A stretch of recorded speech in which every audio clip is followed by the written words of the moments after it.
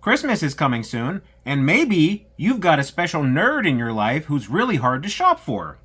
Like me. Maybe they already have everything they want from Amazon or AliExpress. Maybe the only thing they're looking for is prohibitively expensive on eBay. Heck, maybe they're just a real weeb. If any of those descriptions apply, maybe you should check out Doorzo.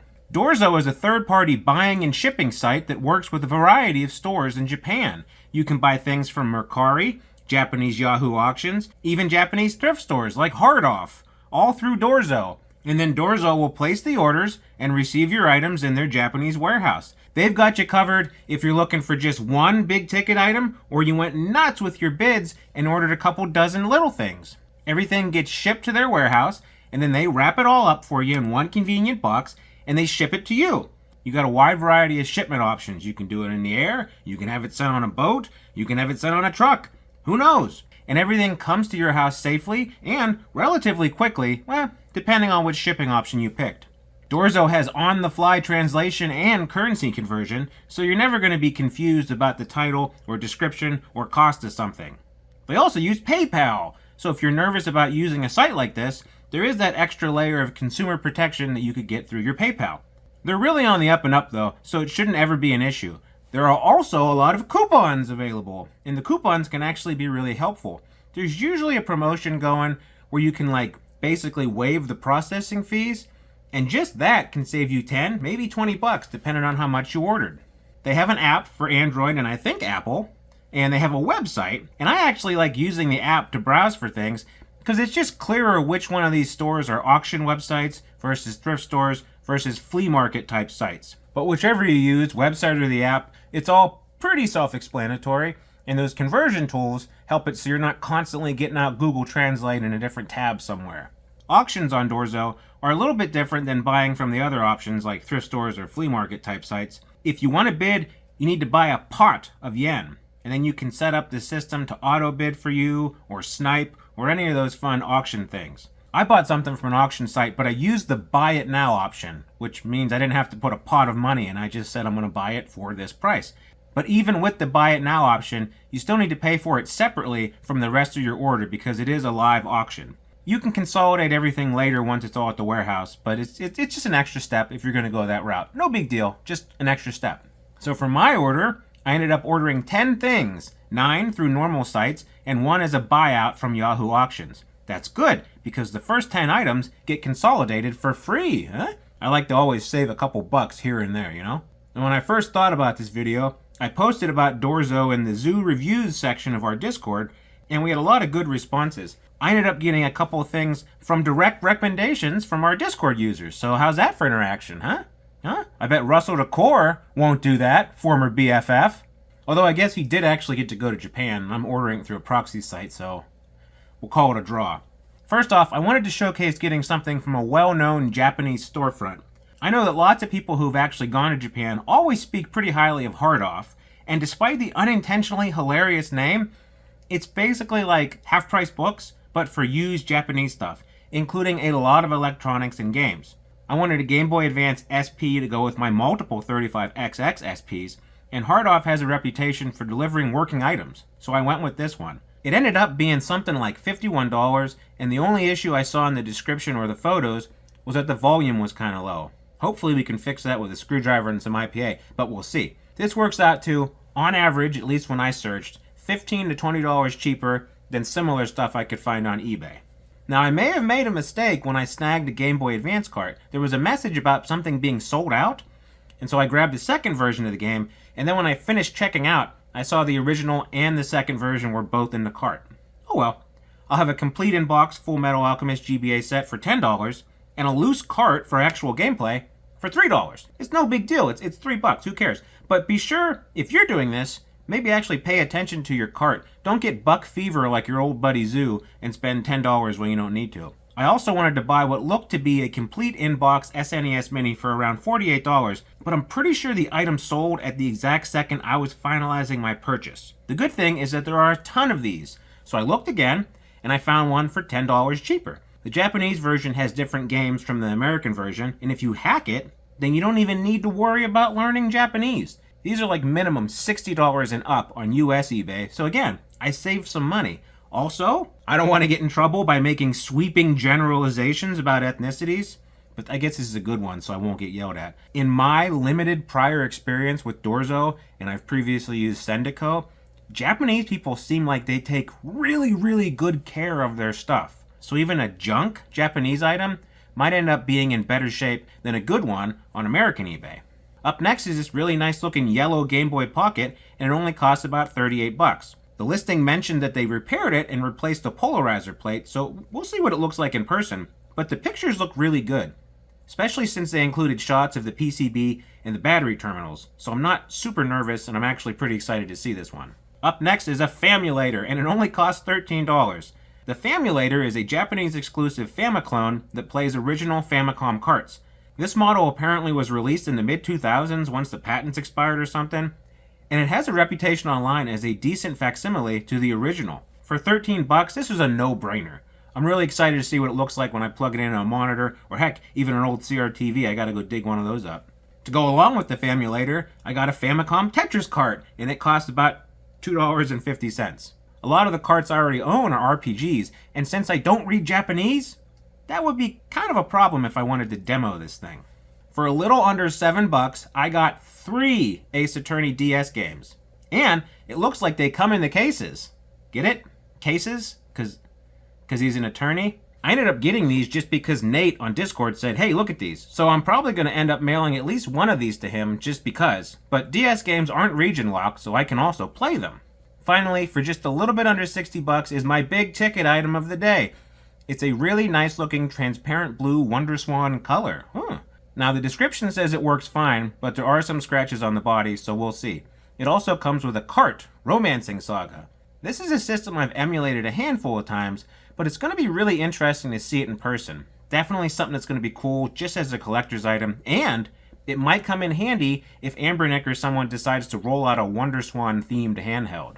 So I made my order, and after a couple days, I got confirmation that all of my items were purchased. And then I started to consolidate them. Unfortunately, the SNES Mini was marked as impermissible for air transport because it has a battery inside. Well, here's the thing, it doesn't. And you can dispute this using a feature on their website, and 99 times out of 100, someone gets back to you overnight and they go, yeah, okay, no big deal, that makes sense, and you add it to your shipment. So I made my dispute, I pressed that button, I waited a day, someone at Doorzo looked at it, changed the setting, and boom, it was added to the rest of my order. Consolidation is where the final accurate weigh-in takes place, and it's also the last time you have to pay.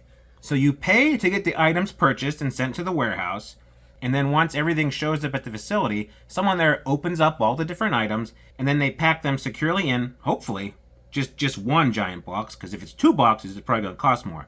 I've used this service before, and it's honestly some of the best packing I've ever seen. The people in the warehouse really clearly take pride in their job. I don't really see that in a lot of service industries anymore, someone that actually cares, so it's neat to see that. Anyway, once everything's at their warehouse and put into one box, you're going to need to pick your final shipping option. If you do encounter something they can't hand wave away, you're going to need to pick the boat option. It's cheap, but it's also really slow. I usually pick the generic airmail option if I can, but there is a premium, aka fast, Japan Post option, in addition to DHL, FedEx, the boat option, and there's also another relatively cheap airmail option, but that's only for smaller packages, which I don't have. If I was doing this just to buy things for myself, I would select the boat option, and I would pay, at worst, 30 bucks for shipping all this stuff. Since I wanted the video to go out in the middle of December, I went with the pricier and faster option of airmail. Now, they quoted me like 80 bucks for now, but the price is almost certainly going to go down once they get everything and actually weigh the final box. Now, the difference between the estimated price and the real price happens when they consolidate it and weigh it for real. They charge you what they think it's going to cost, and then they immediately issue you a refund to whatever you use to pay. So like I use PayPal. They issue a refund right now for the difference. This is my 3rd shipment with Doorzo, and they've overestimated and undercharged all 3 times. So don't go into a full-blown panic, but also be aware it can be fairly pricey for quick air shipment from Japan. It's not the end of the world. Just know your options going in, and if you have the time, use a boat. It's cheap. So once I paid for everything was finished, they shipped my package, and the final total for shipping ended up being about 10,000 yen, which is 64 bucks. So they refunded me about $17 back in my PayPal for the overestimate. 1 week later. All right, after about a week or so, this box from Japan Post showed up. It had my bill of lading in there. I got rid of that so you don't know what my address is. You know, people are weird nowadays. And I moved to my old studio in the back basement on the big workbench, because this is a big box and we're going to have a lot of stuff in here. One of the cool things about Doorzo is how immaculate everything is boxed and packaged, and we're going to see here. So I picked the consolidation option, and by condensing everything, you save money on shipping because it's less bulk, it's less weight, and they also do a really, really good job. So let's just open this up and take a peek. Okay. Look at that. I mean, everything in here is just really, really professionally, you know, insulated and shipped. I don't know.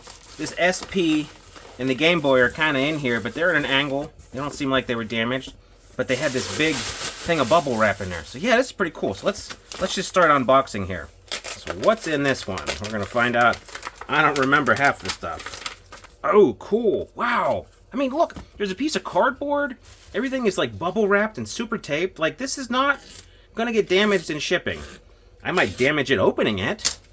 I might drop it on the floor as soon as I get it out of the packaging, but it's not gonna come to you damaged. I mean, that's just the quality. A lot of glare on that. That's just the quality of, you get something like this. I forget what this cost. Gary, put it on the screen, but it didn't cost a lot, a couple bucks, and it's shipped as if this was like a Christmas ornament that they really didn't want to get broken, and it's just a book. What do we got here? This is Tetris. Better have a good knife or an X-Acto blade or something when you order from Doorzo, because everything's gonna have so much packaging on it. I mean, that was like, what, $2? I just wanted this for the FamiClone. What do we got here? Bet if you could read Japanese, you'd know what that is, but let's just go in blind. Oh! This is for my boy Nate the Great. So we have 1, 2, and 3. And let's see what's inside. The manuals, what is that, stickers, Club Nintendo. Just super high quality, and this was dirt cheap. I'm gonna mail one of these to Nate. I'm gonna have to ask him which one is his favorite. I know he likes the, what's his name, Edgeworth, but then this guy's got a weird mask on and plays guitar. I don't know. Up next, we have the X-Doozed. I tell you what, this is like my own little personal Christmas for me. This is, ooh! This is a very rare to me handheld. This is the Wonderswan Color. It's ironic that the book had better packaging than the handheld, but it's in good shape.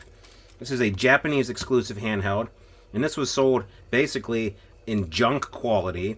But if you order stuff from Japanese eBay or Japanese Yahoo auctions, again, their junk quality is probably good quality if you compare it to the Western eBay. We're gonna fire that up here and play that later once I get a battery. Cool. We have Doorzo. Someone wrote me a very nice letter on this envelope. I might save that. I got some Japanese stamps. Is there a letter in there, or they just used paper to make it kind of translucent? Let's cut it open. Now I'm interested. What do we got in here?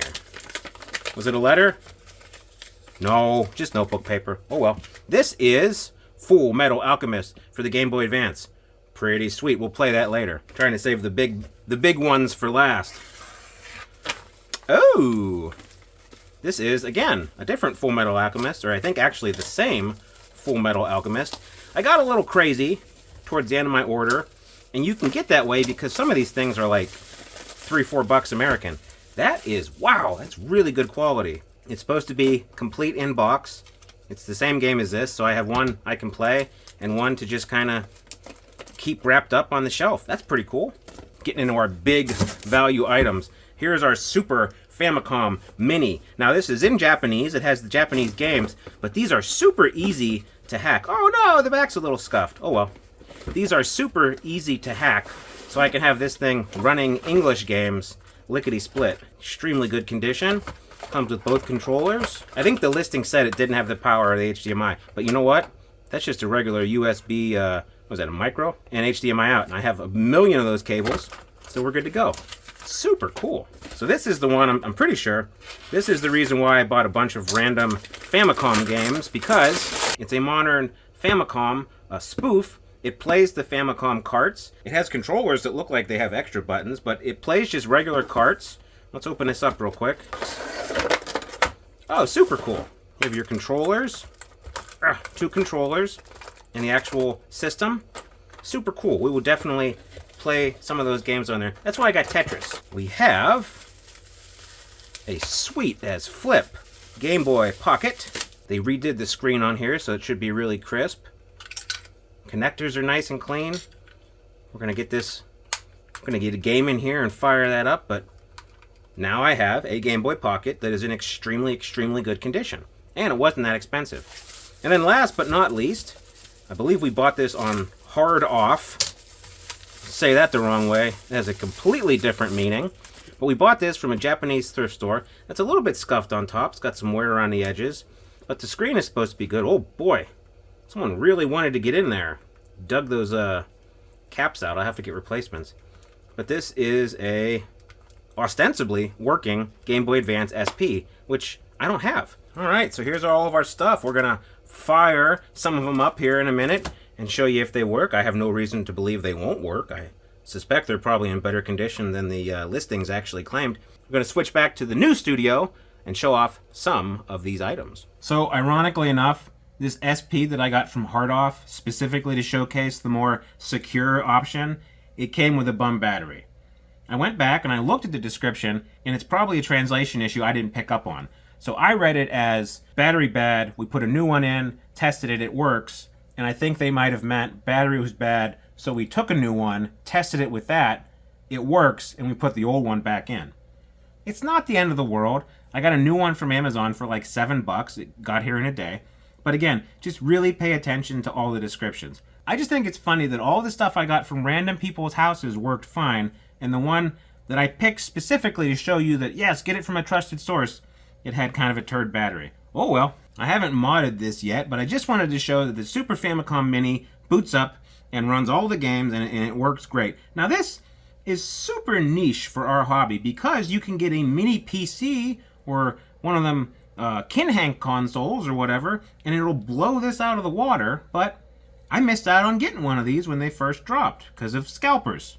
Hate scalpers. Our old buddies at Nintendo, God bless them, they refused to release these, which I might be madder about that than how they did my man Russ, honestly. And I just wanted to have one, okay? So now I do. And I can mod it. It wasn't a waste of money. It was, what, $40? Deal with it. The FAMULATOR works great, and it might be essentially new in box with how nicely it was packaged and how it runs. I might get one of those converters and see if I can play my old regular NES games in there too. It's a cool alternative to all the modern expensive FPGA options, and it's a conversation piece for my collection. And it was only $13! $13 for a fully functioning Nintendo in 2024. I'll take it. I'll take it. Now this Game Boy Pocket had the screen fixed. That was in the description. And if you look at it from the right angle, you can see there's a couple like dead pixels in the corner. But when you're playing it, it's under the edge, so it doesn't really affect gameplay. I chucked in some AAA batteries and a copy of my Kirby Pinball from when I was a kid, and I was off and running. Now the buttons on this, to me at least, they feel a hair stiff. So I might open it up and see if the membranes were put in wrong after they fixed the screen. But otherwise, this thing is really cool, and now I have a functional Game Boy Pocket for my Corpo collection. Here's my previous Game Boy Pocket, which I got from Eames for free, because it's missing some things. Up last, we have the Wonderswan Color. Now this is a really super unique system, and I might actually do a dedicated video on it, but it's one of those cool old handhelds, like the Game Boy, that didn't really have the backlighting we take for granted now.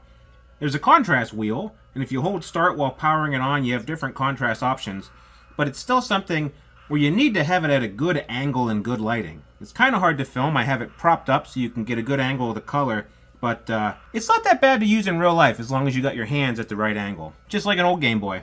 If I had more than one game for this, and I could read Japanese, I'd probably look into one of them IPS backlight mods, just because they run anywhere from like $50 to $70. But just as a collectible, I'm okay with having it in stock. Let me know if you guys want to see a Wonderswan Color video, or heck, let me know if you want to see me fumble and quite possibly, almost certainly, break this by putting a new screen in.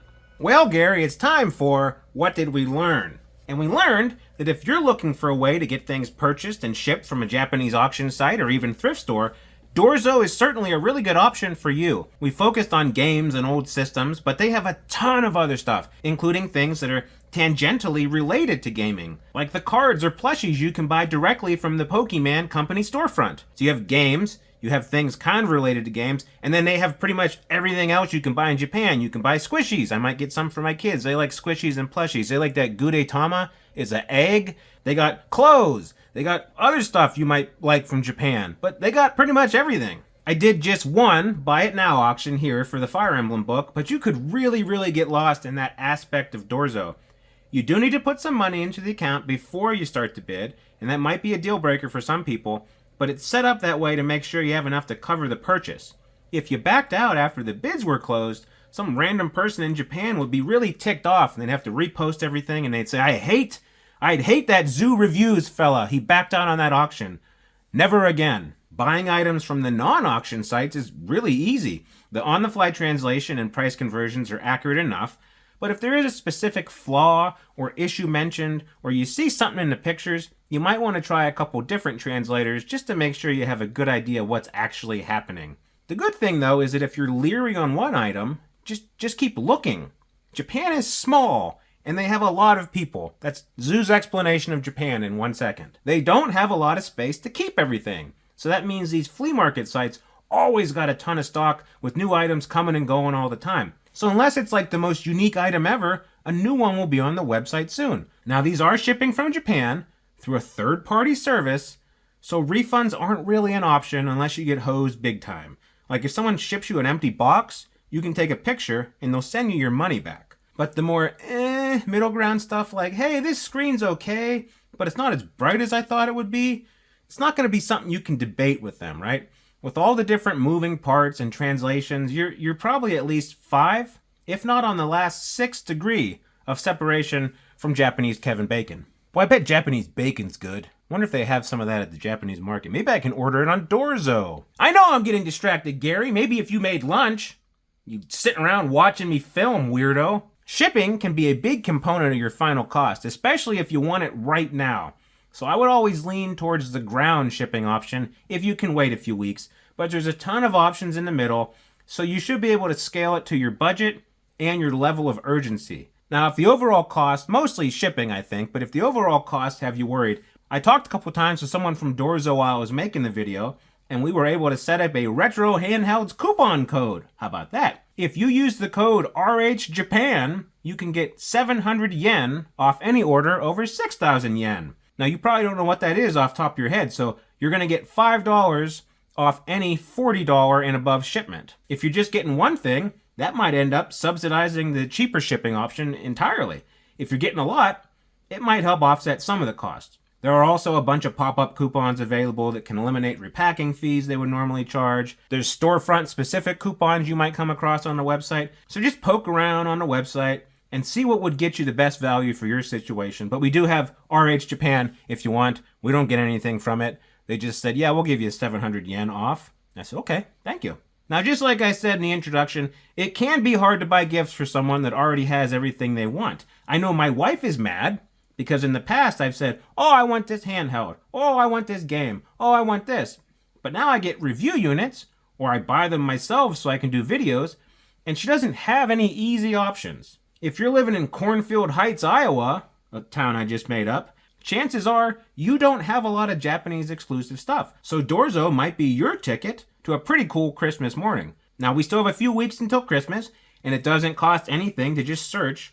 So maybe check out Doorzo and see if you can't find something super cool for that special someone, or heck, even yourself. Don't worry, your old buddy Zoo ain't gonna tell no one, because you're my one true friend. And if you are my one true friend, maybe like, subscribe, all that jazz. And we'll see you next time. Goodbye.